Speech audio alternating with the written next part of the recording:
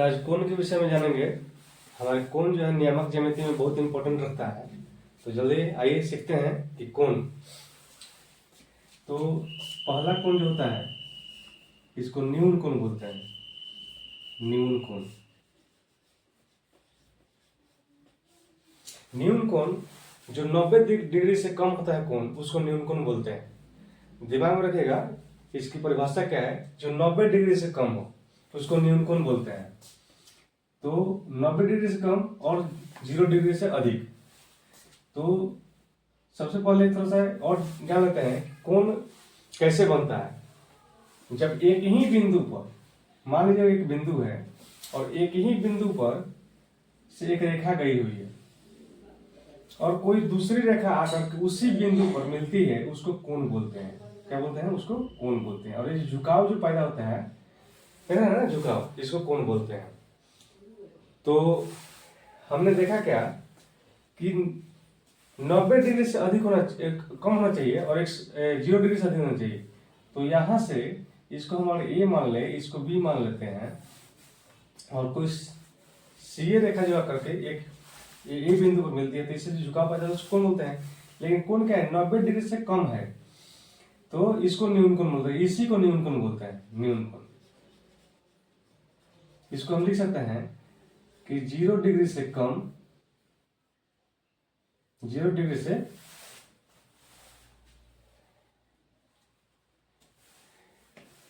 इसको लिख सकते हैं इसे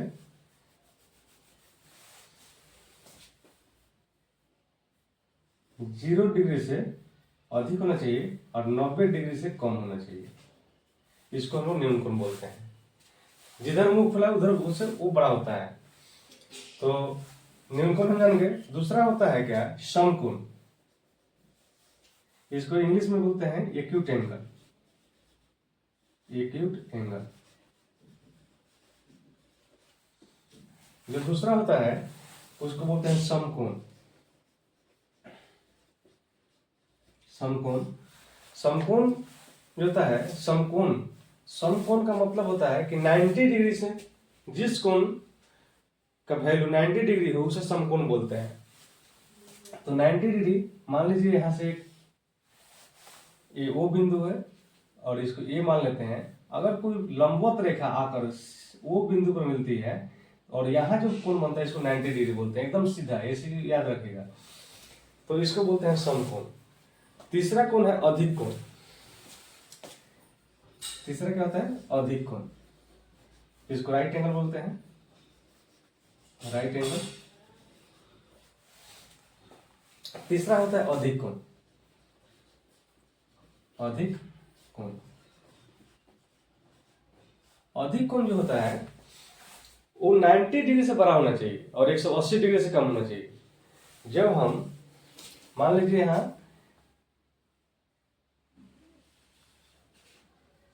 ओ और ए रेखा है और 90 डिग्री मतलब कि रेखा सीधा नहीं होनी चाहिए, इधर भागेगा। तो ये बिंदु पर आके मिला, इसको हम मान लेते हैं बी। यहां ये जो कोण बनता है, ये वाला कोण, इसको बोलते हैं अधिक कोण। क्या बोलते हैं? अधिक कोण। तो हमने क्या देखा कि 90 डिग्री से अधिक है, मतलब कि 90 डिग्री से अधिक है और 180 डिग्री से कम है। 180 डिग्री और यहाँ पूरा लाइन किधर की तक 180 था। तो ये क्या है? इसको अधिक कोण बोलते हैं। अब एक कोण आता है ऋजु कोण। तो ऋजु कोण का मतलब होता है 180 डिग्री। चौथा ऋजु, ऋजु कोण, कोण या ऋजु कोण। जिस कोण का वैल्यू 180 डिग्री हो उसे ऋजु कोण बोलते हैं। अब मान लीजिए यहां वो है और इस वो से एक रेखा गई है और फिर रेखा ओ पर ही आकर कोई दूसरी रेखा सीधा लंबवत मिलती है ऐसे, और यहाँ जो कोण बनता है ये वाला क्या होता है? 180 डिग्री का होता है। तो इसको बोलते हैं ऋजु कोण। एक होता है प्रतिवर्ती कोण। प्रतिवर्ती कोण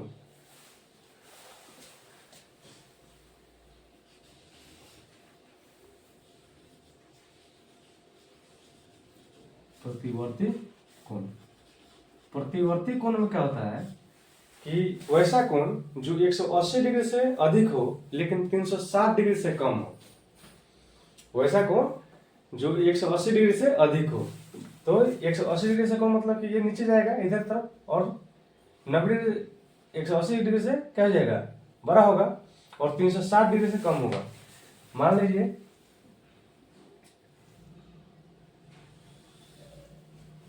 ए, यहाँ क्या है ओ। अब हम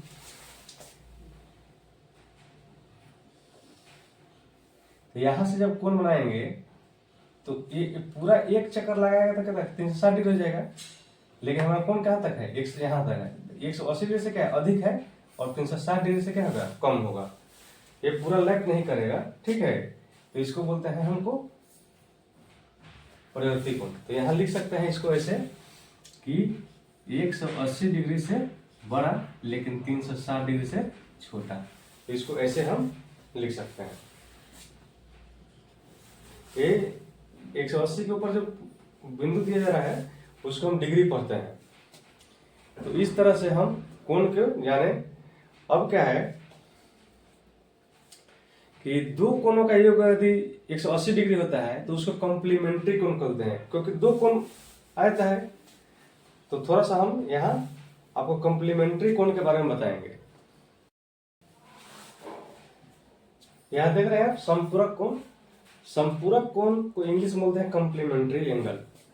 तो कॉम्प्लीमेंट्री एंगल की परिभाषा होती है कि यदि दो कोणों का योग 180 डिग्री हो तो उसे कॉम्प्लीमेंट्री एंगल बोलते हैं, 180 संपूरक कोण बोलते हैं। तो इसकी परिभाषा लिख देंगे कि दो कोणों का योग, मान लीजिए कोई कोण ए है और कोई कोण बी है। कोण का लिखने का तरीका यही है। तो इसको हम, अगर इसका योग 180 डिग्री हो तो हम इसको बोलते हैं कॉम्प्लीमेंट्री एंगल। तो हमें याद होना चाहिए। अब मान लीजिए इसे, यह मान लीजिए ए है, ये बी है और ये सी है। इस कोण को लिखने के लिए कोण ए लिख दिए, लेकिन अगर हमको लिखना हो तो इसको ऐसे लिख सकते हैं, इसको बीच में हमेशा रखेंगे। कोण सी ए बी भी लिख सकते हैं, और इसको और भी लिख सकते हैं कोण बी ए सी। तो ऐसे हम कोण को लिखेंगे। जब जिस कोण का नाम देना हो उसको बीच में रखेंगे। तो हमने क्या सीखा कि संपूरक कोण, दो कोणों का योग 180 डिग्री होना चाहिए, तो उसको हम लोग बोलेंगे संपूरक कोण। तो याद रखेंगे। मान लीजिए जैसे कि इसको, मान लीजिए इसका वैल्यू क्या है 120 डिग्री है। तो इसका वैल्यू मान लीजिए हमको नहीं मालूम है, इसका तो वैल्यू से मान लीजिए 60 होगा, तो 60 और 20 कितना हो जाएगा, 180 डिग्री हो जाएगा। ये दोनों कोणों का इक्वल कितना हो गया, 180 डिग्री हो गया। अब इसको निकालने का एक और भी तरीका है कि मान लीजिए किसी इसमें नहीं दिया हुआ है, तो कहा गया कि कोई संपूरक कोण का एक कोण आपका मान लीजिए 60 डिग्री हो तो दूसरा कोण निकाले। तो एक आइए यहां से सीख लेते हैं एग्जांपल के थ्रू। एग्जांपल क्या होगा, मान लीजिए कोई कोण है यहाँ, इसका वैल्यू मान लीजिए है 70 डिग्री। तो और ये क्या है, संपूरक है। संपूरक, इसका वैल्यू x है, तो इसका वैल्यू हमको निकालना है, x का वैल्यू निकालना है। तो कैसे निकालेंगे, हम जानते हैं कि क्या, हम जानते हैं कि we know that complementary angle में क्या होता है कि दो कोणों का योग फ्रॉम कॉम्प्लीमेंट्री एंगल्स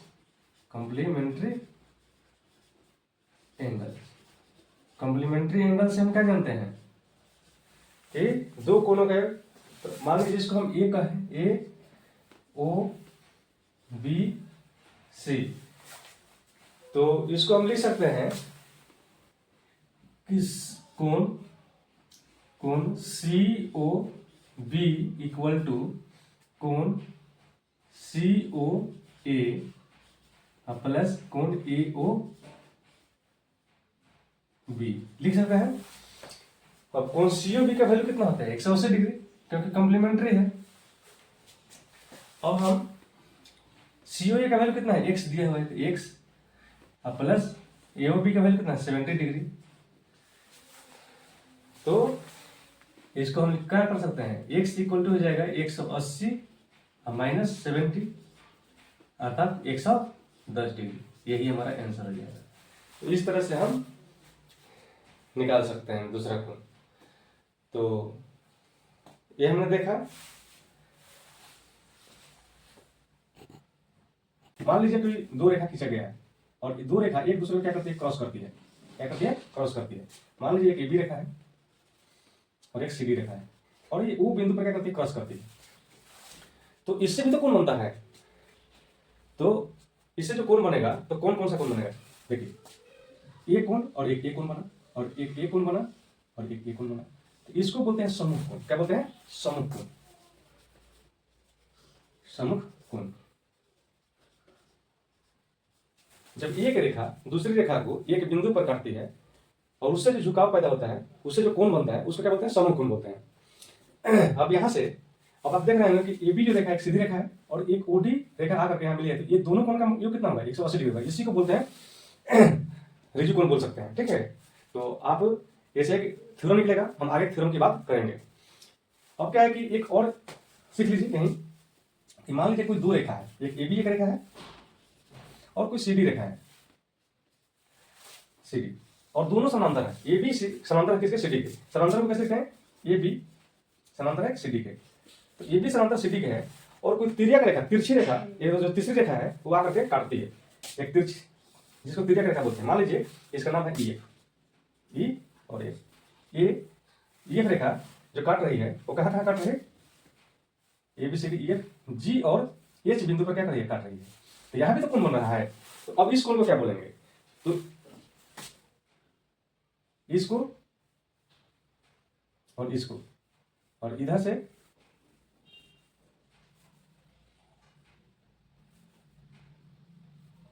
सॉरी इसको और इसको और इसको और यहां से, इसको बोलते हैं एकांतर कोण बोलते हैं। इसको नहीं, इसको क्या बोलते हैं, एकांतर। क्या बोलते हैं, एकांतर कोण। एकांतर कोण।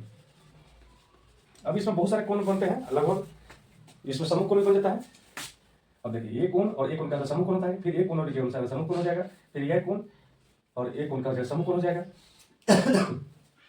फिर एक कोण सम्मुख कोण हो जाएगा, फिर एक कोण और एक कोण भी, इसको कौन सा कोण बोलते हैं,